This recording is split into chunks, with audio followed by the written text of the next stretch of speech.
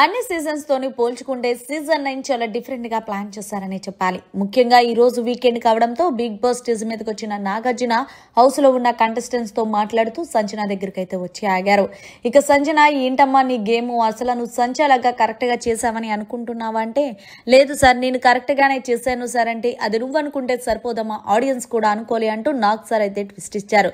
సంజన, నీకు ట్రయాంగిల్ కి రెక్టాంగిల్ కి తేడా తెలీదా అంటే, లేదు సార్ నాకు తెలుసు సార్ అంటే, సో భరణి చెప్పింది ట్రయాంగిల్ అనేది అది కరెక్టే, కానీ నువ్వు ఏదైతే ఫస్ట్ పెట్టిందో రీతు అది ట్రయాంగిల్ కాదు, తనుజ చూపించింది చూడండి అది ట్రయాంగిల్ కాదు. సో ఆ విషయం తనుజ చెప్తున్నప్పటికీ కూడా నువ్వెందుకు కన్సిడర్ చేయలేదనేది నాకు అర్థం కాలేదు.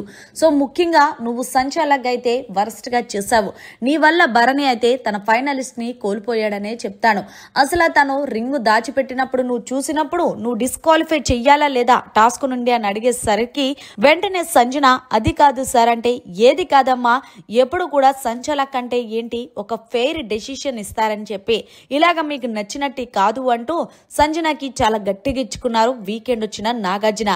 సరే ఈ విషయం పక్కన పెడుతూ, నువ్వేదైతే ఇమాన్యుయల్ అలాగే టాస్క్ మీ ఇద్దరికి జరిగిందో ఆ టాస్క్ లోనే నువ్వు ఓడిపోయావా ఇమాన్యుయల్ ఓడిపోయావా అంటే, నేనే ఓడిపోయాను సార్ అంటే, ఎవరి వల్ల అంటే నా కొడుకు వల్లే సార్ అంటే, మరి నీ కొడుకు నీ కోసం ఆగాడా గేమ్ లోని ఎక్కడైనా తగ్గాడంటే, లేదు సార్ అంటే, మరి సరే నీ కోసం ఒక వీడియో వేసి చూపిస్తానంటూ ఏదైతే సంజనతో గేమ్ ఆడుతున్నప్పుడు ఇమాన్యుయల్ కూడా తాడును వదిలేసి ఏదైతే చేశాడో ఆ వీడియో వేసి, సంజన మరి ఇప్పుడు నీకేం అర్థమైంది అంటే, అవును సార్ నాకన్నా ఇమాన్యుయలే 2 సార్లు తాడు వదిలేశారంటే, మరి అక్కడ సంచలగా ఉన్న రీతుతో నువ్వు ఎందుకు డిఫెన్స్ చేసుకోలేదు అంటే, నేను అప్పటికీ చెప్తున్నా సరే రీతు మాట్లాడలేదు సార్ అంటే, సరే ఇక్కడ చూసావు కదా నువ్వు ఎవరికి ఫేవరిజం చేసావనేది, ఏది ఏమైనా సరే మనం ఒకరిని మోసం చేయాలి అనుకుంటే మనల్నే మోసం చేస్తాడు.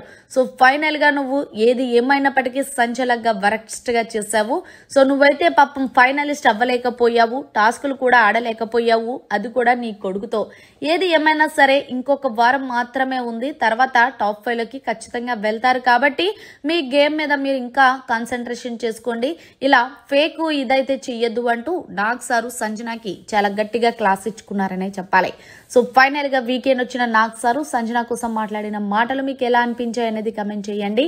మరిన్ని లేటెస్ట్ లైవ్ అప్డేట్స్ కోసం చూస్తూనే ఉండండి మీడియా కార్నర్.